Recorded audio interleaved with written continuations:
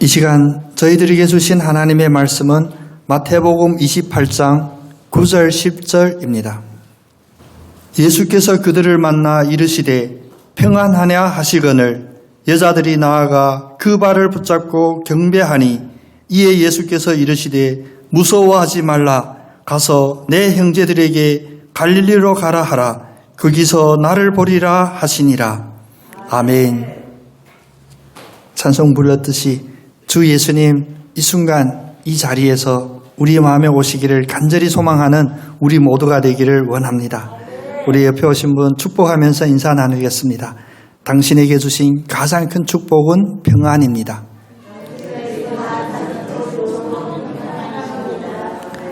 우리 백집사님 오랜만에 나오셨네. 우리가 나이가 많든 적든 어린아이든 우리가 어르신이든 사실 똑같이 마음이라는 게 주어졌는데 그 마음의 가장 큰 축복이 바로 평안입니다. 요즘 여러분들도 아마 저와 마찬가지일 텐데 어제 오후 카톡이 먹통이 된 거 아시죠? 그러니까 한동안 좀 편했습니다. 카톡이 안 돼가지고 오는 것도 없고 보낼 일도 없고. 근데 가끔 전화가 오는데 뭐 070 이런 전화는 저도 이제 기피해서 안 받는데 가끔은 064로 시작하는 전화들도 있어요. 혹시 우리 성도님들 관련된 일인가 전화 받아보면 하나같이 제가 아픈 줄은 어떻게 알고 보험 가입하라고. 가끔은 제가 돈 없는 것도 알아가지고 돈 대출해 준다고. 요즘은 돈 얘기는 별로 안 해요. 그 전에는 심지어는 저 하기 어디에 땅이 좋은 게 나왔는데 사장님 투자하시면 대박 난다고. 그래서 제 마음에 아이고 이렇게 대박 날 일을 왜 저한테까지 알려주시고 얼굴도 모르는. 우리는 귀로 많은 정보들을 듣습니다. 하루 종일 눈으로 보는 것도 많고 귀로 듣는 것들이 많은데 이 중에서 우리가 정신을 차리고 깨달아야 되는 것은 사탄의 전략이라고 있거든요. 사탄은 우리를 무너뜨리려고 그 전략을 펴는데 어떤 전략이냐면 크게 요즘 사탄의 전략은 세 가지가 있습니다. 첫 번째는 뭐냐면 비웃고 무시하고. 외부적으로는 그래요. 요즘 예수 믿는다는 우리들이 이 세상에 사는 게 얼마나 어려운지 여러분도 아시죠?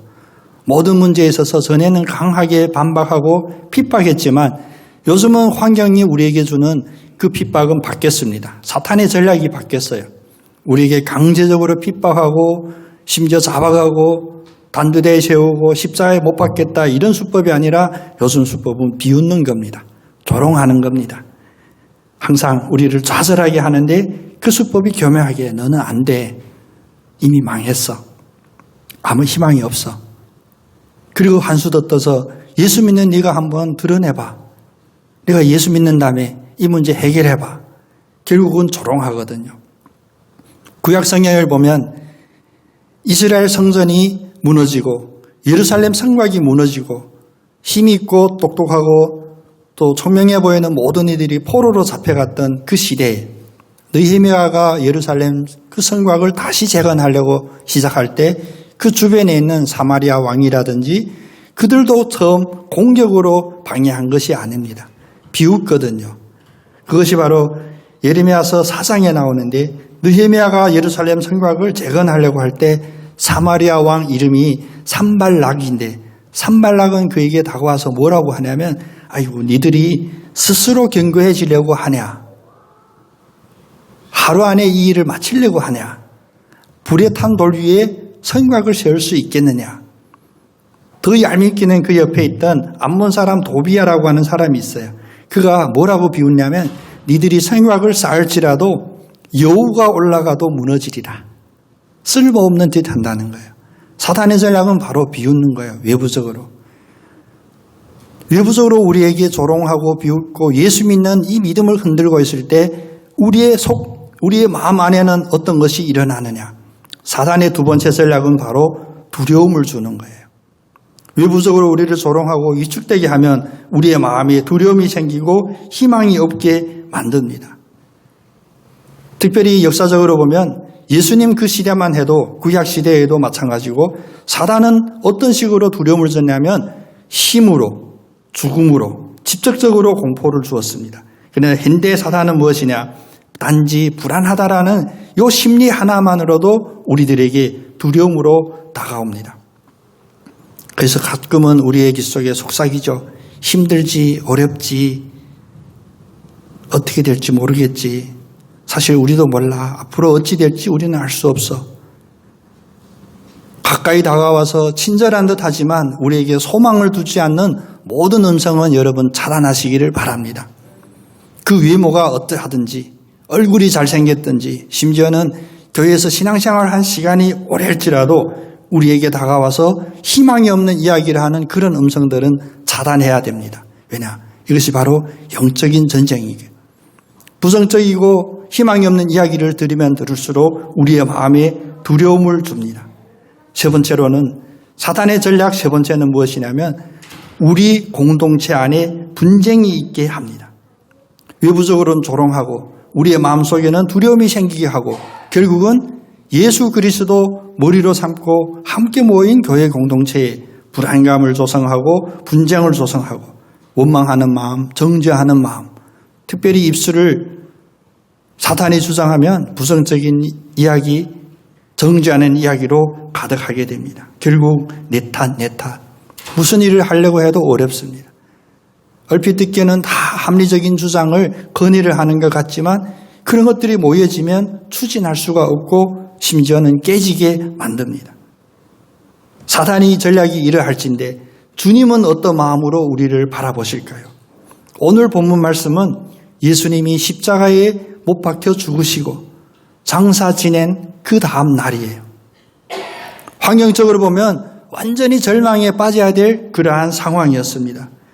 제자들은 도망가고 심지어 호산나를 불렀던 사람들은 예수님께 못 박아라고 외쳤던 두려움, 공포, 불안, 심지어는 분쟁까지 일어날 이 상황 속에서 몇몇 여인들이 예수가 안장된 그 무덤에 찾아갑니다. 새벽 동틀 무렵에 마리아라고 하는 막달리아 마리아, 또 다른 마리아. 이 여인들은 그나마 그 마음에 예수를 사랑하는 마음이 있어요.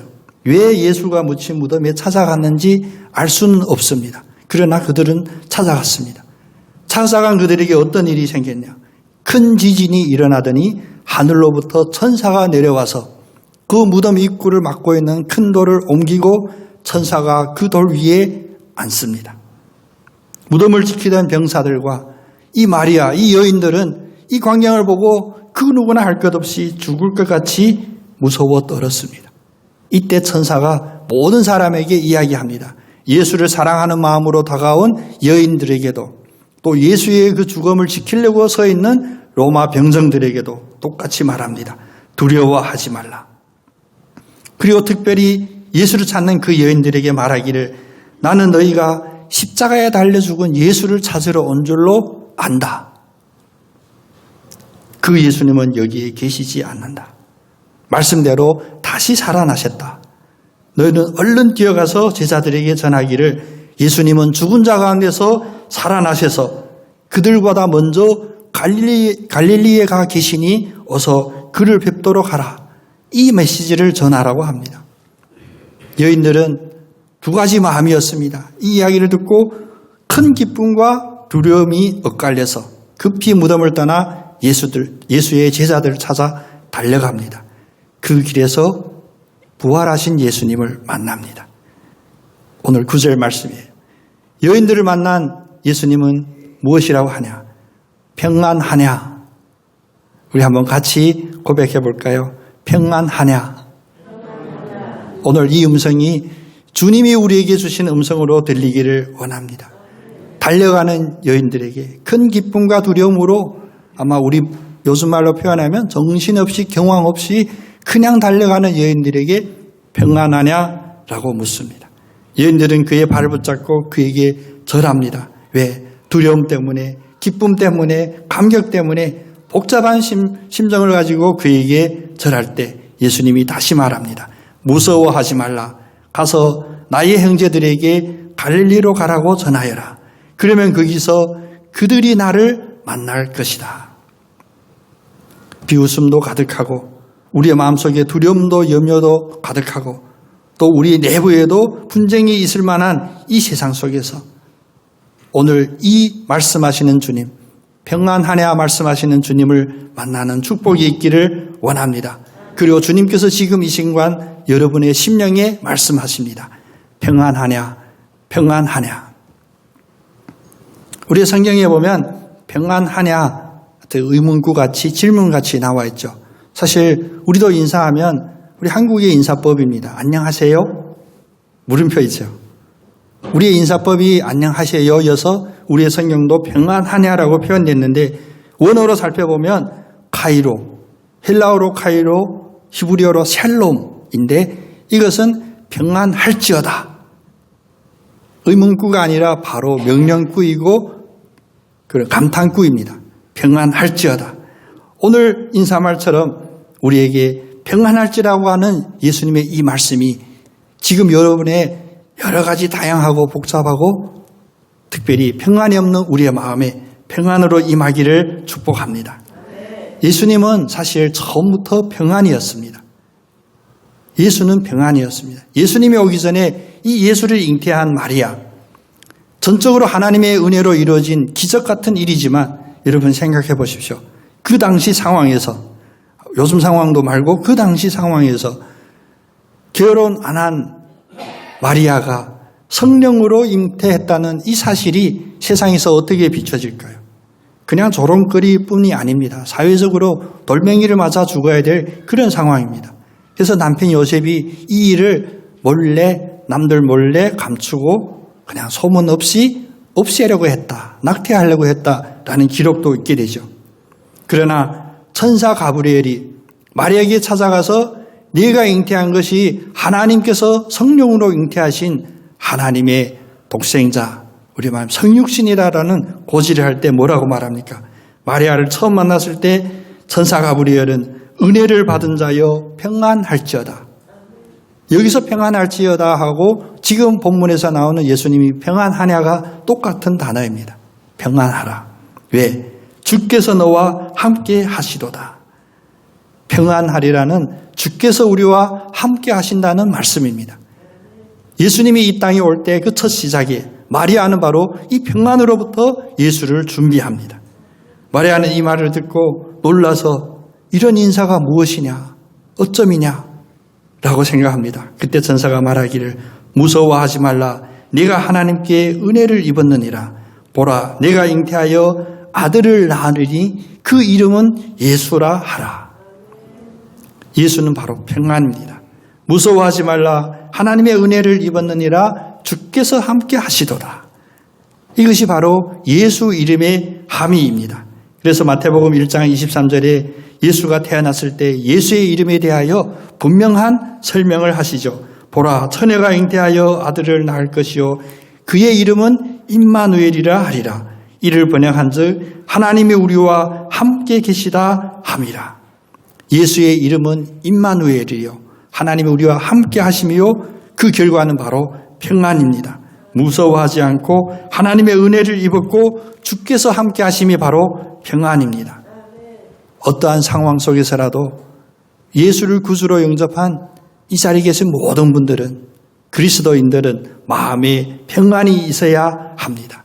그래서 요한복음 16장 33절에 말씀하시죠. 주님이 제자들에게 말씀하시기를 이것을 너희에게 이르는 것은 너희로 내 안에서 평안을 누리게 하려 함이라. 세상에서는 너희가 환난을 당하나 담대하라. 내가 세상을 이겼느니라. 세상을 이기신 그 예수님이 오늘 여러분과 함께 하십니다. 그리고 여러분께 아침 인사로 묻습니다. 평안하냐? 평안하냐? 주님이 주시는 평안함이 우리의 마음에 가득하기를 원합니다. 혹자는 이야기할 수 있습니다. 누가 평안하고 싶지 않겠습니까? 저도 평안하고 싶습니다. 지금 대신방 진행 중이죠. 우리 반석교회 우리 성도님들은 주님으로부터 받은 복이 많은 것 같아요. 제가 전화로 받고 가끔 메시지 주고받고 어제 카톡이 멍통이 돼서 통하지 못했지만 카톡으로 주고받는 많은 내용들은 무엇이냐. 세상에 잘 나가고 똑똑해 보였던 이들이 주식 때문에 또 육신의 질병 때문에 모두가 다 평안이 없는 그런 상태인데 지금 신방 지금 3조까지 1차적으로 이렇게 진행하고 있는데 기도 제목 묻잖아요. 신방하면. 같이 기도할 제목들 물으면 이 불안에 떠는 기도 제목이 없어요. 여러분 감사하죠.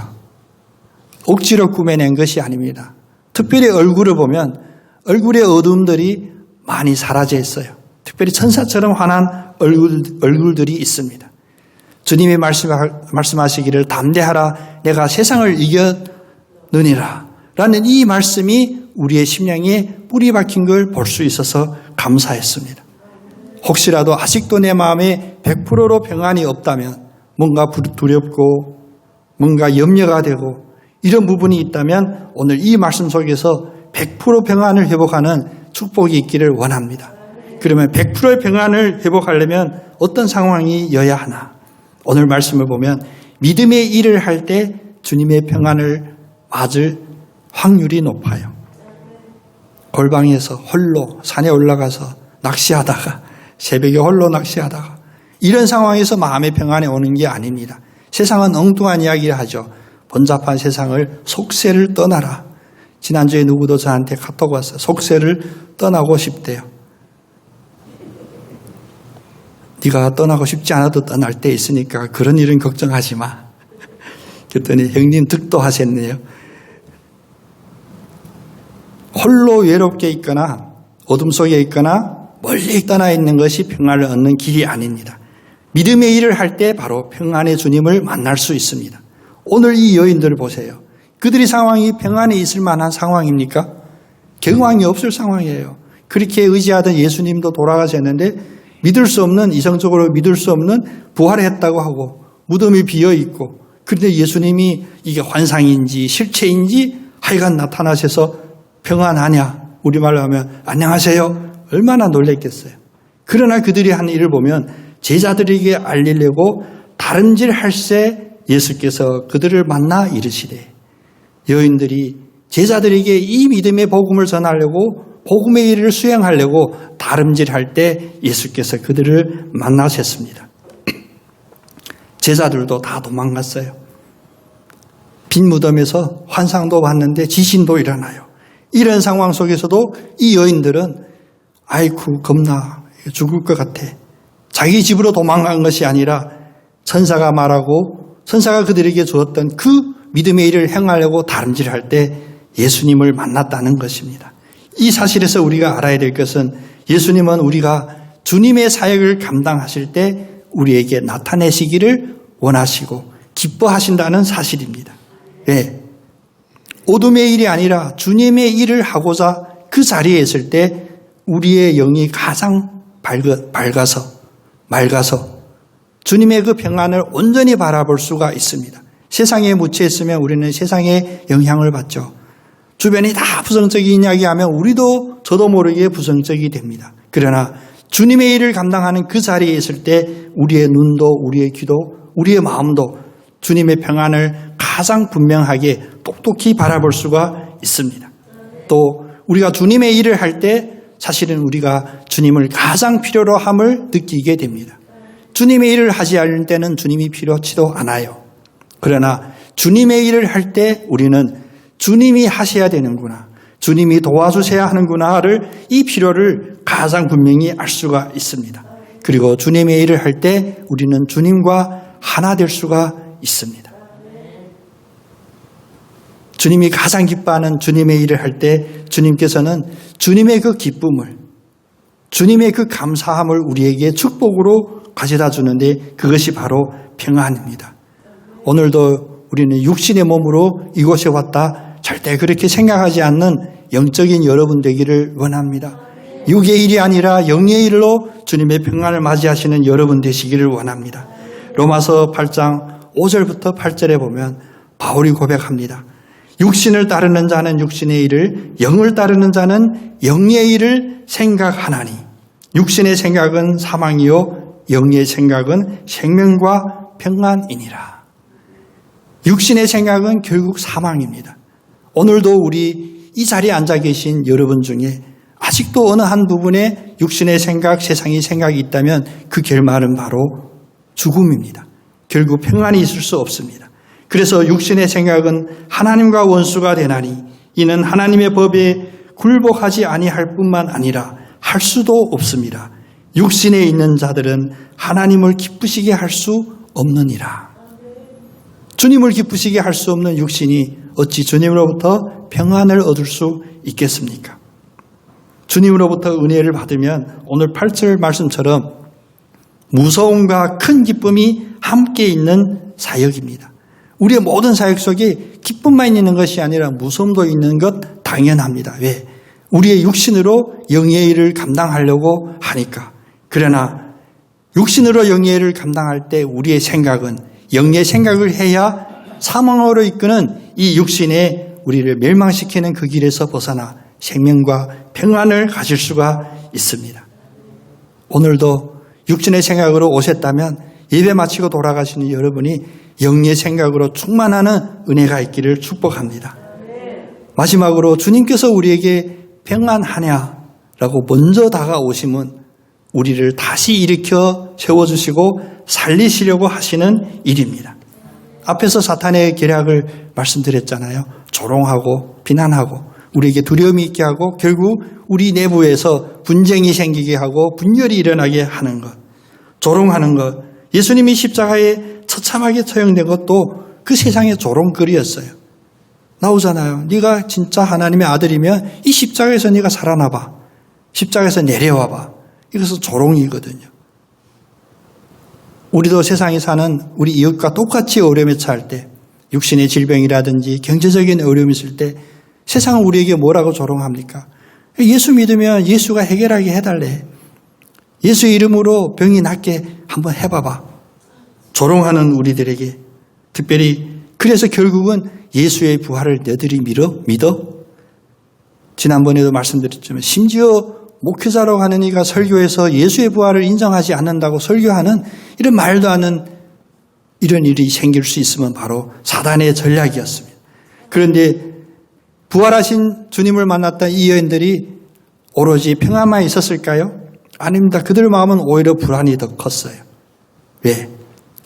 예수를 만난 제자들도 마찬가지고 도마는 머리가 비상하잖아요. 잔머리쟁이잖아요. 그러니까 먼저 우리가 주제를 바꾼 거예요. 예수님을 만나니까 예수님의 손에 못자국부터 확인하겠습니다. 아닙니다. 그 마음에는 불안함이 있습니다. 내가 무슨 낯짝으로 예수님 앞에 설까? 여러분, 여러분의 마음속에도 지금 이런 자체 후회가 있으시다면 사단의 꾀인 걸 분명히 깨달으시고 예수 이름으로 이기시기를 축복합니다. 우리가 지나간 일에 후회하는 것, 주님 앞에 내가 잘못한 게 너무 많은데 제자들 다 도망갔어요. 어린아이가 내가 예수 제자지 했을 때 베드로, 그 혈기에 가득 찬 베드로마저도 아니야, 네가 무슨 얘기해? 나는 몰라. 도망가요. 어디로 도망가냐? 멀리도 도망 못 가요. 사람이 급하면 아시죠? 자기 익숙한 곳으로 도망가. 자기 고향 갈릴리 도망가서 고기 잡는데 고기 잡히겠냐고요. 다 불안감 때문이거든. 근데 이 불안감으로 끝납니까? 예수가 부활했으면 더 큰 일이 생기게 돼요. 예수의 평안이 없으면 더 큰 사고가 생깁니다. 그것이 바로 분열이거든요. 그 당시 너는 어떻게 했는데? 네가 먼저 도망갔잖아. 너 때문에 도망갔잖아. 내가 먼저 도망가니까 나도 덩달아 도망가게 됐잖아. 다 내 탓으로 결국 분열하게 됩니다. 그중에 혹시라도 나만 잘했어 할 사람도 있을지 몰라요. 그러나 누가 잘했습니까? 모든 사람이 다 죄인이었습니다. 근데 이 죄인이 예수님이 부활하셔서 나타나시면 평안할까요? 평안할 수가 없죠. 인간이라면 평안할 수가 없죠. 자기의 잘못을 생각 안 할 수가 없죠. 이것을 아시는 주님께서 다가오셔서 하신 말이 평안할지라. 샬롬. 우리를 질책하고 정죄하고 우리의 잘못을 다시 한번 끄집어내서 지나간 과거까지 탈탈 털어서 우리를 정죄하려고 주님은 오신 것이 아니라 죄인된 우리를 잘 아시는 주님께서 심지어 가장 큰 그 배신했던 제자들을 찾아가서 평안을 허락해 주시는 겁니다. 이것이 바로 예수 그리스도의 본질입니다.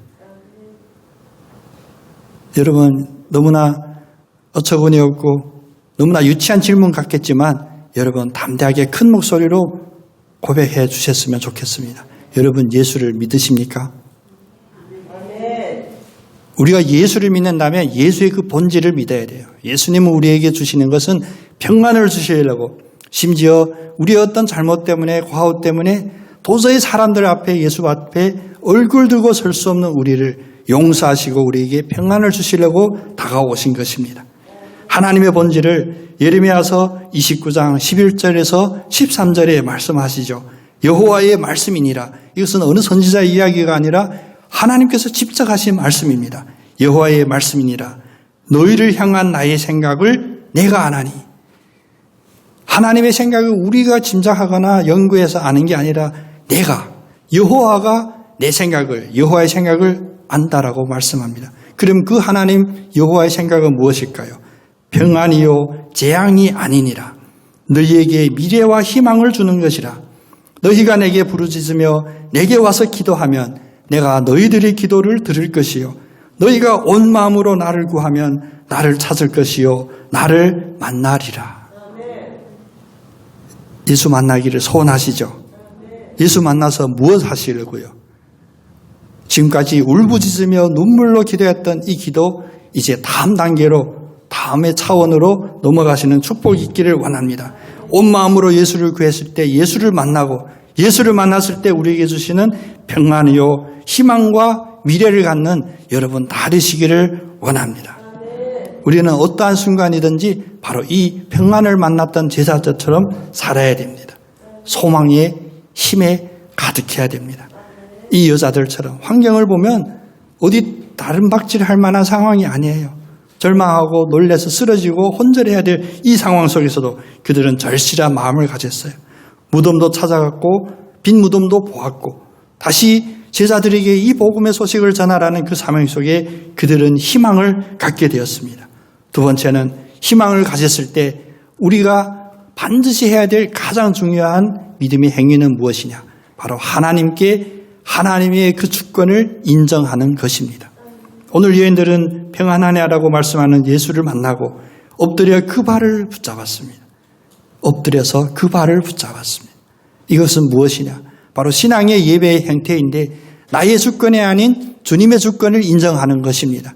이제는 내 삶이 내가 사는 것이 아니라 하나님이 나의 주인이 되시고 하나님이 사는 것입니다. 우리는 영적 전쟁이라는 이야기를 많이 하죠. 영적 전쟁하면 우리의 머릿속에 다양한 상황들이 이렇게 연상이 돼요. 어둠과 빛, 싸우고 전신투구, 손에는 검. 여러 가지 상황이 있지만 중요한 것은 무엇이냐? 이러한 싸움의 그 궁극적인 본질을 보아야 됩니다. 사단의 전략은 무엇입니까? 그 목표를 이루기 위해서거든요. 그럼 사단이 이루고자 하는 목표가 무엇일까요? 사단이 이루고자 하는 유일한 목표는 우리가 하나님으로부터 멀어지게 하는 거예요. 그 과정이 어떻게 표현이 되든지 어둠으로 다가오든지 환상으로 다가오든지 사단의 궁극적인 목표는 우리를 하나님과 멀리하게 하는 거예요. 그런데 우리가 하나님 앞에 엎드려 경배하고 하나님이 나의 주인입니다라고 나마저도 내려놓고 다른 종교에서는 자기 부인, 낮춤, 비움 표현하잖아요. 주권을 하나님께 온전히 인정할 때 사단이 이루고자 하는 그 목적을 이미 격파했기 때문에 그 다음 방법과 수단 별로 중요하지 않아요. 여러분, 사단을 이기는 유일한 방법은 무엇이냐? 내가 혈기로 싸우고 내가 근육을 키워서 싸우려고 하는 이런 혈기가 아니라 온전히 하나님 앞에 하나님이 나의 주인임을 인정하는 이 인정함이 사단을 깨는 승리의 선포입니다. 그래서 예배를 드렸습니다. 경배하니 자기를 낮추고 자기의 조금만 남았던 공로의식, 그래도 내가 어느 정도 나의 공로는 있겠지, 이런 생각마저도 다 비우고 오로지 100% 하나님이 하셨습니다. 하나님이 하십니다. 제가 모르는 일이 있을지라도 하나님이 하심을 난 압니다. 이런 믿음으로 고백으로 경배드려야 되는 거예요. 경배의 여러 가지 형식도 있고 여러 가지 우리의 눈에 보이는 판단 기준들도 있어요. 예배 순서도 있고. 이제 우리 23일 날 찬양 축제 우리 해야 되는데 우리 지휘자님보다 제 마음이 더 많이 평안이 없는 것 같아요. 우리가 많이 해야 되는데요. 주님이 이 말씀을 준비하게 하시면서 제 마음에 평안을 주셨어요. 우리가 찬양 경연대에 나가서 금상 받고 1등하고 동남아시아 여행 가려고 하는 게 아니잖아요. 온전히 하나님께 경배드리는 그런 찬양 드리기를 원합니다. 그렇게 살기를 원합니다. 우리가 정한 공명도 그렇게 살아가리라는 고백인데, 한 명이라도 두 명이라도 아니면 온 교인이 다 갈지라도, 심지어 우리 권사님 고백했지만 심지어 내가 목발 짚고 갈지라도, 이런 형식이 중요한 것이 아니라 우리의 마음속에 가까이 있는, 우리 마음속에 충만한 하나님께 경배드리는 마음으로 갈 때 우리에게 평안이 주어질 것입니다.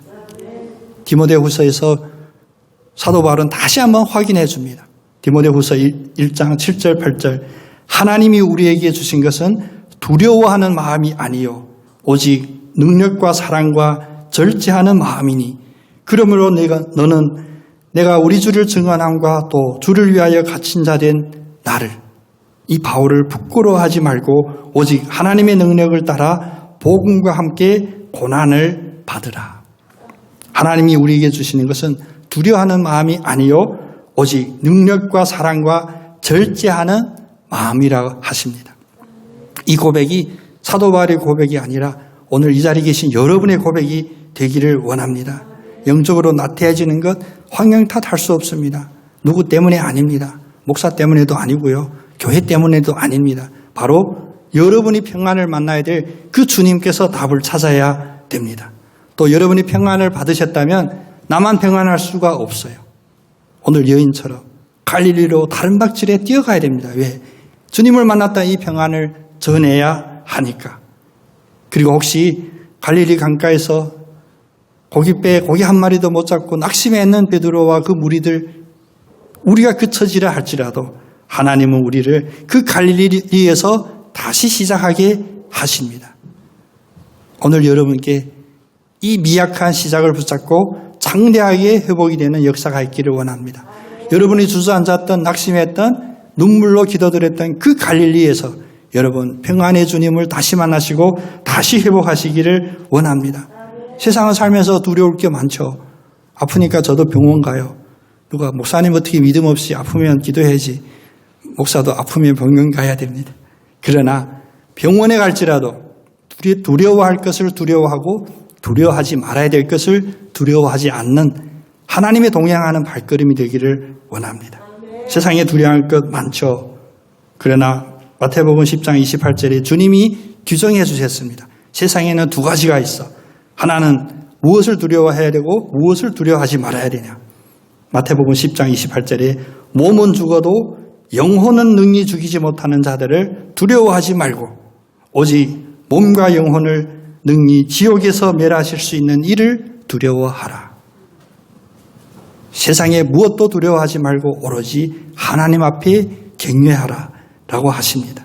고아와 같이 버려두지 아니하신다는 예수님의 그 약속이 오늘 부활한 이 장면에서 다시 한번 확인해 주시죠. 다 도망가고 다 절망했을 때 그들이 찾아간 것이 아니라 주님이 먼저 찾아오십니다. 오셔서 말씀하십니다. 샬롬. 오늘 샬롬의 이 주님을 만나서 지금 어떤 국제적인 상황, 환율이 어쩌고 경제 어쩌고 주식시장이 어쩌고 전 몰라요. 여러분도 두려워할 것을 두려워하는 그러한 믿음으로 샬롬하고 말을 건네는 그 주님을 순간순간마다 여러분이 두렵고 떨리는 그 자리에서 만나시는 축복이 있기를 원합니다. 우리 자기 자신에게도 옆에 계신 분들에게도 축복 한번 하겠습니다. 샬롬, 샬롬, 샬롬. 기도하겠습니다.